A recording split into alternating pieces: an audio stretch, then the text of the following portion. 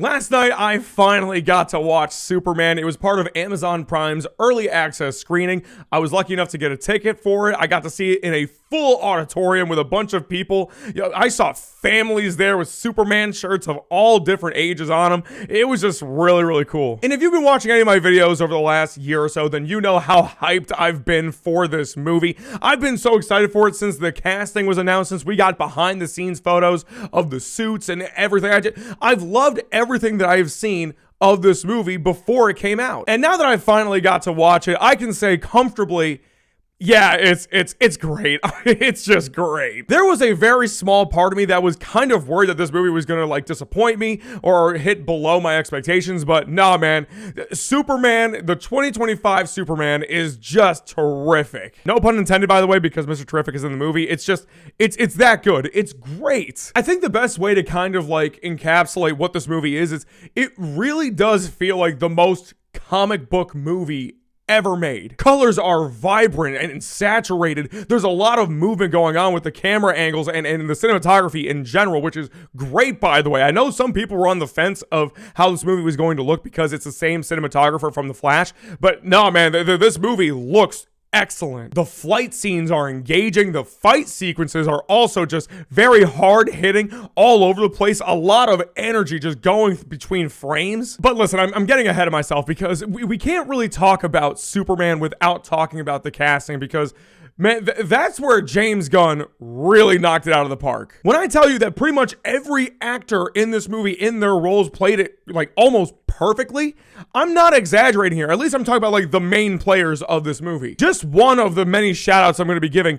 Nicholas Hoult as Lex Luthor. He was fantastic. He is my favorite live action Lex Luthor that we have gotten, point blank, period. Because listen, if you've watched Nicholas Hoult in anything, you know that this man is incredibly talented as an actor. But man, his Lex Luthor is just ruthless. He has this genuine and horrible hate and disdain for Superman. He like to such a crazy degree. It's insane. Like some of the things that he does in this movie, I don't want to spoil it, genuinely shocked me. Again, no spoilers, but let's just say that there's a certain scene in a certain pocket dimension where it just completely caught me off guard. And then he just plays it off as if it's nothing, as if it's just a regular Tuesday morning for him. Just a fantastic performance by him for sure. And really, again, the Justice Gang, great. Everyone does a great job. I do wish that Isabella Merced had more to do as Hawkgirl. I will admit she kind of was the one character of the group that had the least to do. But the whole Justice Gang was great. Mr. Terrific was the standout amongst that group for sure.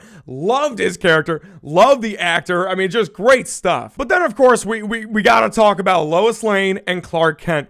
Rachel Brosnahan was perfect as Lois Lane. She really captures her need for truth and her just headstrong mentality so well. And I gotta say, I was kind of surprised that we don't actually see as much of Lois Lane in this movie as I thought we were going to. I mean, don't get me wrong, you see plenty of her, but I thought she was going to be a higher focal point in the movie than she ends up being. But we still end up getting more than enough, and Rachel Brosnahan has cemented herself again as my personal favorite live-action Lois Lane that we've ever gotten. Much love and respect to Margot Kidder, the OG, but I'm just being honest. I think Rachel Brosnahan is goated now as Lois Lane. Which leads me to David Cornsweet as Superman, as Clark Kent.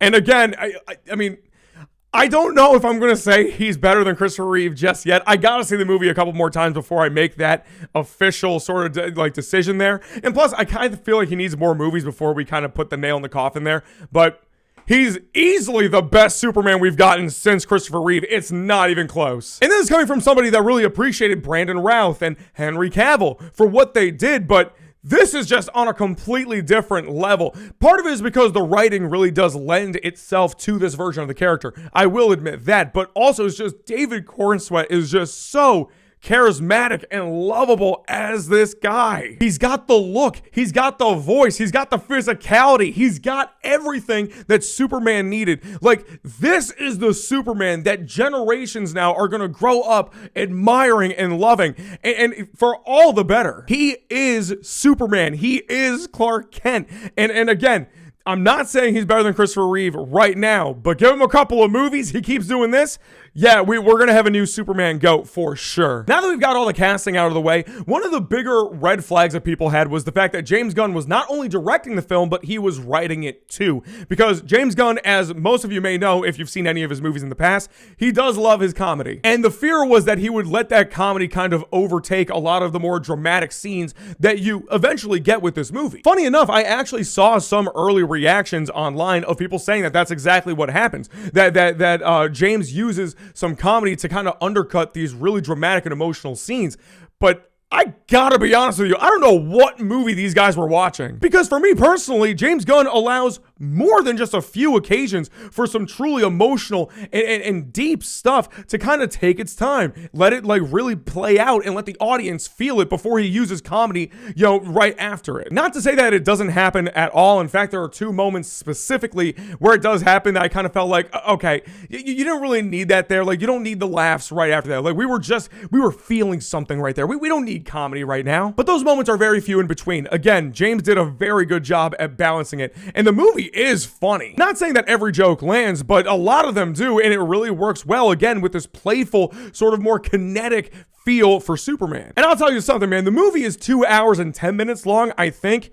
It blows by. This movie does not slow down at all, and I loved that. Now, narratively speaking, the movie isn't really anything we haven't seen before. We've seen some of these plot points and themes in other movies before it, and that does kind of limit it in terms of surprises, but I don't really think that's a bad thing so long as the writing does enough of the work and the characters carry enough of the work. I'm really not going to get into the whole politics that everyone has tried to dissect of this movie. We all know kind of what it's pointing towards, and honestly, I don't have a problem with it whatsoever. It works very much in the movie, and it works as kind of a message for what's going on right now too. But something that I said after watching the first teaser trailer for the movie is something that I thought about as I was actually watching it, and it's the fact that this movie feels the most like Superman. A guy who stands for hope. Quite literally, he wears hope on his chest.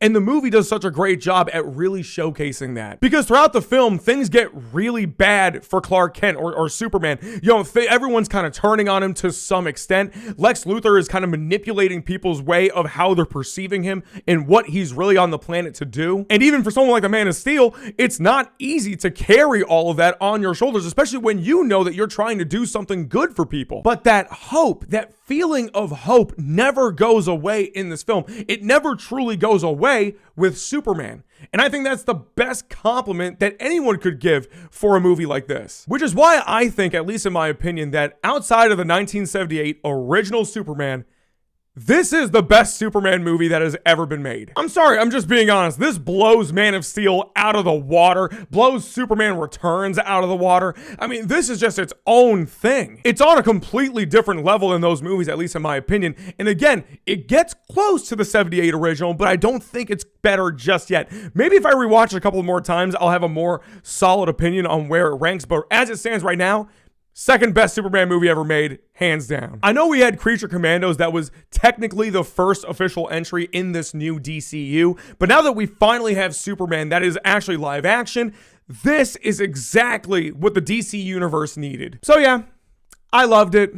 That's really all I have to say about it. I can't wait to watch it again. But please let me know in the comments what you think about the movie. Did you get a chance to see it yet? Or are you going to watch it during opening weekend? If you have seen the movie already, let me know in the comments what you thought about it. And if you haven't seen the movie yet, go ahead, watch it, and then come back to this video and let's chop it up in the comments. So until next time, peace.